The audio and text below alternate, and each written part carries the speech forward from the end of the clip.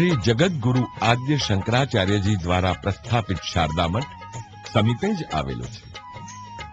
આ શારદાપીઠ મઠ ભારતીય પુરાતત્વ, સંસ્કૃતિ અને વિદ્યાના અભ્યાસી વિદ્વાન પંડિતો માટે મહત્વનું કેન્દ્ર છે. શારદાપીઠ દ્વારા મોક્ષ દ્વાર અને સ્વર્ગ દ્વારની અંદર આવેલા મહદ મંદિરોનો વહીવટ થાય છે. મોક્ષ દ્વાર અને સ્વર્ગ દ્વારની વચ્ચે ઘણા નાના મોટા મંદિરો આવેલા છે. બળરાજજી કે બળદેવજીનું મંદિર અહીં સ્થિત છે. એમની પ્રતિમાને શુક્રવારે શ્વેત વસ્ત્ર શણગાર કરવામાં આવે છે. કયા નામે તને ઓળખીએ, તારા કામણગારા નામ, એ ઉક્તિને સાકાર કરતા ઘણા નામો છે શ્રી કૃષ્ણના.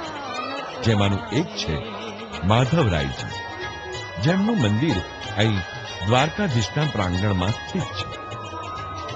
પુષ્ટિ માર્ગીય સંપ્રદાયમાં રાધાકૃષ્ણનો મહિમા છે. અહીં રાધાકૃષ્ણનું મંદિર પણ આવે છે. શ્રી કૃષ્ણના પાલક માતા યશોદા હતા, પણ પ્રભુ જેમની કુખે જન્મ્યા એ માતા દેવકીજીનું મંદિર અહીં વિદ્યમાન છે. સતી અનસુયાના અયોનિત સુપુત્ર વિષ્ણુ ભગવાનના અંશ સ્વરૂપ પ્રાણી માત્રના ઉદ્ધારક દત્તાત્રેયજીનું મંદિર પણ અહીં પ્રાંગણમાં આવેલ છે. પુરુષોમાં ઉત્તમ રઘુકુળના વંશજ દશરથ પુત્ર રામજીનું આ મંદિર છે. કુશેશ્વર મહાદેવનું મંદિર પરંપરાગત શૈલીનું છે. મંદિરની સેવા પૂજા સનાતન પૂજારીઓ દ્વારા થાય છે. કાલવા ભગતના મંદિરમાં પૂજા અર્ચન પરંપરાગત પૂજારીઓ કરે છે. શ્રી કૃષ્ણના પુત્રો અનિરુદ્ધ અને પ્રદ્યુમ્નના કિસ્સાઓ ખૂબ જ વિખ્યાત છે. એ બંને ભાઈઓનું આ મંદિર છે.